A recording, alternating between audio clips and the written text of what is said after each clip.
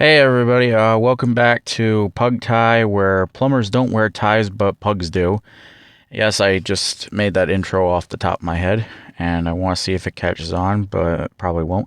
Anyway, so I got a couple of stories for you that happened to me. Some of them quite recent, others are not. Again, as per usual, I'm gonna try to keep them as vague as possible. That way, nobody can say that I technically mentioned them or something around that effect. I guess stop holding off the delays and just start the stories, I guess. All right, so this next set of stories pretty much happened in the span of 2 days. I was mostly rolling out toys during this time period because my area, or the area I was working in, had a toy section. And it happens to have a knack of children just not being safe. Like, most times when I come out there, I'm lucky if there isn't toys on the ground. But today was not like that, and there was at least three kids in the span of these 2 days that were really, um, I don't know, let's just say I wouldn't be surprised if they showed up on r slash at one point or another.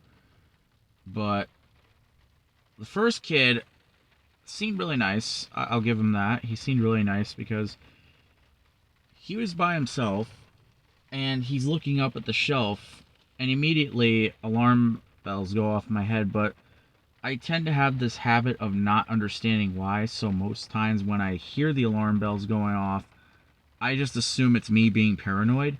But then this kid starts climbing the shelf. Like, he gets up to the, I think it's like the second shelf with his hands, and his feet are on the bottom shelf, and immediately I know that I have to do something, but I can't just grab him and take him off the shelf because, as with most places, you have to be so understandingly polite. And I mean so understandingly polite that it's like unrealistic. Like, you'd probably only see it in like a sitcom movie or something. So I like do my best to pull, I guess, the best customer service face I can. And I tell him right away, unless you want to fall on your back, you do not want to do that. And give this kid credit, he actually, like, immediately listened to me.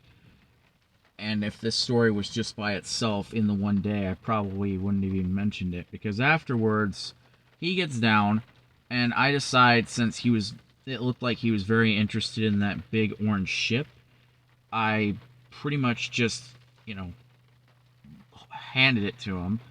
And, like, as kind of like a reward slash, in like, keep your mind off of climbing the shelf again. And on double good news, I didn't see that orange ship, so which means that he probably convinced his mother to buy it. So, win-win, really. I mean, the store makes money, and also I stopped a kid from doing something extremely dangerous. But then the next incident happens, which is on the same day, and there's this boy throwing this ball up in the air, not caring if it's hitting anybody or really anything. So at first, I'm just being quiet about it because, like I said, you got to be extremely nice. And I had a feeling his mother was nearby, so if he was doing something wrong, she'd be able to handle it. But, like, he just kept throwing this ball, and at one point, I remember it almost hitting a guy. And at another point, I saw it hit the shelf like twice, and some objects above there were like shaking. Not shaking to the point where they'd fall off, but enough to where I'm concerned. So I'm like, any time now, like, that's pretty much all I'm thinking. And I'm just gonna say it right now, I probably should have immediately, like, taken the ball away from him, but again, the customer's always right policy.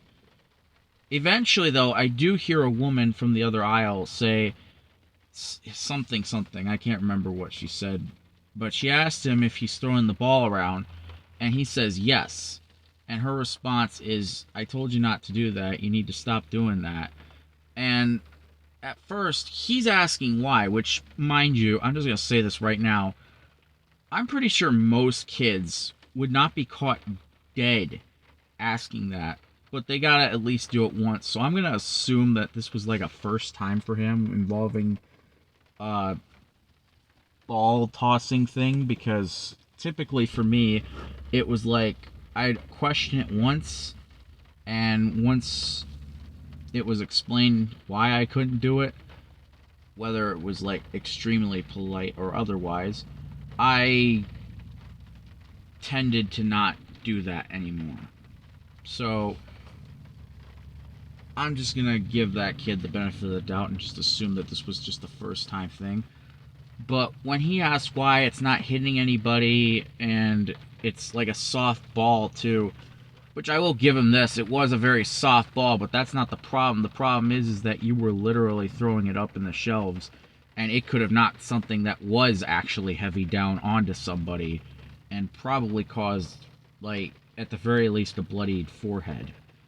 But eventually, I just tell the kid flat out, well, no, you're right. The ball itself isn't going to do much harm, but the stuff on those shelves will. And he's like, what do you mean? What stuff on the shelves? And I'm like, yeah, see those stuff under there?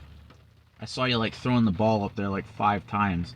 And if you threw it any harder, some of that stuff would have fell off. You'll probably learn this like years later in physics or something. But yeah, that's pretty much what you're gonna be dealing with if you end up throwing that ball too hard, is that that's gonna fall on somebody and you're gonna get somebody hurt. So I'd highly recommend you not do that. And then the mom finally comes over. I don't know the moment the kid like said that he wasn't gonna stop throwing the ball, I feel like she should have came over sooner, but whatever, better late than never. She comes over and asks about Pokemon cards, saying we gotta, or not asks, but she like mentions we can go look for those Pokemon cards, because he was not, he apparently was not gonna leave without a toy. Those were his words, because she tells him we're gonna go, and he's like, no, I haven't picked a toy, and I'm not leaving yet until I get one. And I'm just like, okay. And eventually they mentioned the Pokemon cards, and I basically had asked another coworker to see if there was Pokemon cards for them, and that was the last I saw of them. And that itself would have been worthy of its own story, but not like in a massive clump of, these stories. But then the third story is probably the funniest in my opinion, because it starts off annoying, but then gets like absolutely hilarious in the sense on I will never understand why I was like this when I was a kid, but I know I was like this at least once. What happened in this one was a similar incident. Kid was throwing around a rubber ball like object. Parent told him to stop. He asked why. Somebody else, I'm assuming either a family friend or a relative, tells the person to listen to their mother, and he says why. And I decide to respond with what I assume is the ultimate parent go to, which was basically what my mother would occasionally throw at me was, well, technically she is your mother, like she gave birth to you. And I kind of, I'm not gonna lie, I kind of laughed awkwardly at this next part, but the mom actually joked saying, yeah, I brought you into this world, I could take you out. And I'm like, and she's like, something like that. And then I look at her and I'm like laughing. I'm like, no, you don't want to scare the kid, because keep in mind, for what happens later in the story, I didn't want to scare him. I will state that right now. That was not my intent. And honestly, I don't even know if he did get scared. It's just how he reacted seemed like he was getting scared. But what happened is that eventually I give him the same physics spiel that you'll learn it later. The mom's like, see, now come on, let's go. They go. And I think that's going to be the end of it, not worth even mentioning. But then, this same kid comes back looks at me with this evil grin. Like, I swear, it looked like Damien levels creepy. And at first, I was kind of terrified because I was like, oh no, what's he gonna do? And at first, I thought he was gonna do something extremely evil, or at the very least, extremely annoying that I'd have to deal with, or probably kick me. I don't know. I didn't know. I've heard a lot of stories, so instantly my thoughts went to negative places. What he does is by far one of the most hilarious things ever. He grabs a Nerf gun, cocks it, and then points it right at my back. Like, not touching levels, but definitely enough where I could tell that the barrel was aiming somewhere mid my back. And I decide to play along with his little scenario. So I pretend to be a guy who's held up by someone with a gun, and I say, "You got the guts? You got the guts to do that?" And I'm guessing the kid had had enough with the gag. I don't know. Maybe I was probably pushing the gag a bit too far. But essentially what happened is he goes, "No, I don't," like, he doesn't say, "No, I don't have the guts," but he essentially says no, puts the gun down, and I decided to, like, this was probably my mistake, which was to continue out the gag further, but it was, I thought it would be funny if I pointed the gun at him and he, like, I thought he was gonna either pretend to be dead or be like, "Hey," or, something like that, and then laugh and then move on. This is where I mentioned that he may have gotten scared, and this is where I might have effed up. What happened, I did next, was I jokingly grabbed a Nerf gun saying, "Well, too bad, because I do have the guts." And mind you, I should probably let you know this. The gun didn't have bullets in it. It didn't. The gun did not have bullets. No Nerf bullets, nothing. So it didn't even hit him. It was just, I pulled back on it, and it clicked like a normal Nerf gun. But when I pulled the trigger, there were no darts coming out. So I said, "Too bad, because I do." And I grabbed the Nerf gun, and I pointed at the kid, and I pull the trigger. And right after I pull the trigger, he runs away. And I genuinely do not know if he actually... I probably kind of feel bad for this, because, like, that kid's never going to trust anyone in a Nerf battle again. The poor guy, he's probably going to have to deal with that for years on end, thinking that some guy was going to, like, take him out. And that's probably my bad, in a sense, because I genuinely was just playing along with his game. I didn't, like, want to scare him away. I just wanted him to, like, be like, like, I just wanted like a good funny time, just make this as funny as possible, which I guess it was, but it was probably the wrong move. You can, like, nag me about it all, like, I'm already nagging myself about it, because looking back on it, that kid did look scared as heck, and I probably shouldn't have gone that far.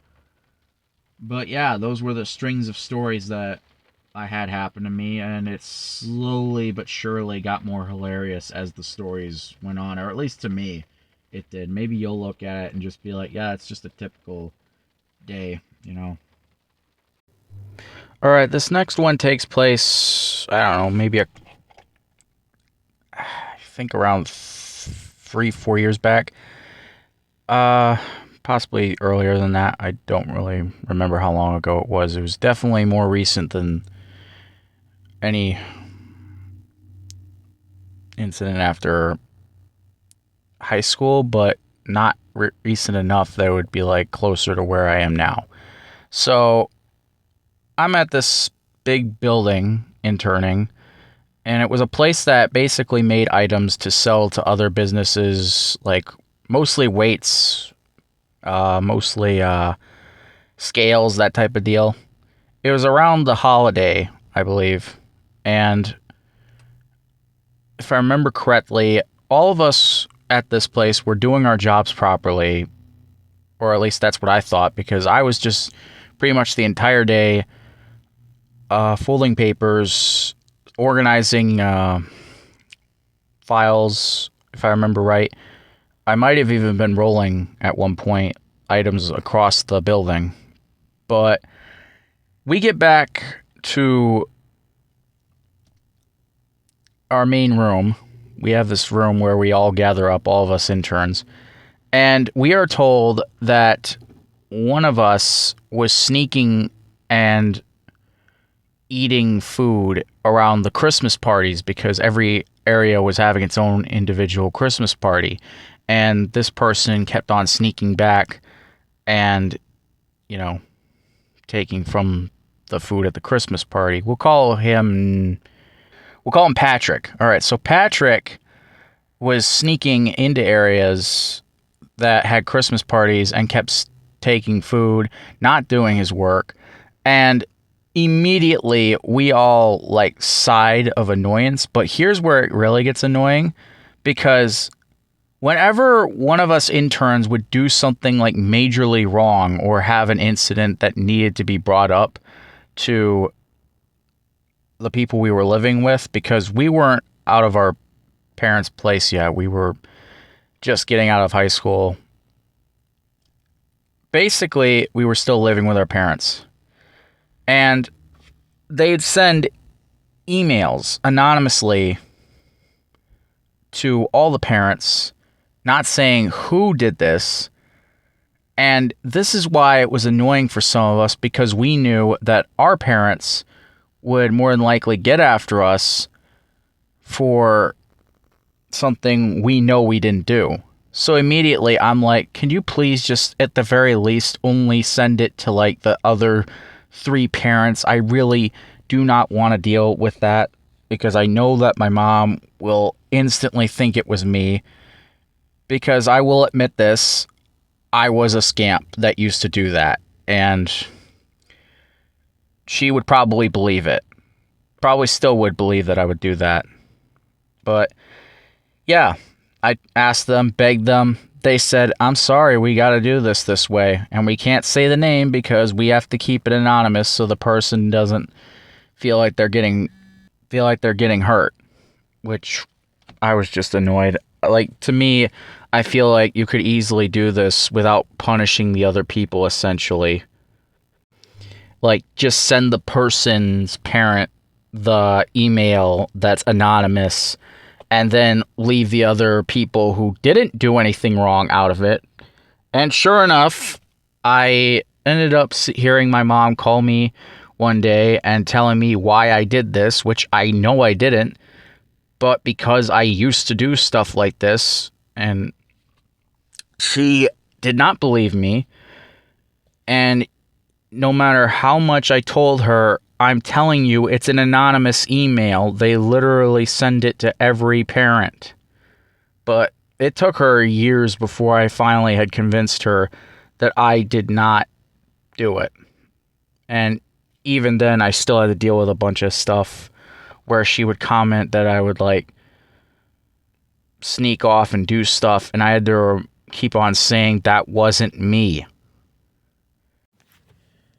And every time I would tell her that wasn't me, she would say I wouldn't want to hear it. And then if I kept on telling her that wasn't me, after that, she would tell me I had to do extra chores. So basically, I didn't get punished for the incident, but I got punished because I kept trying to tell her it wasn't me. Well, moral of that story is,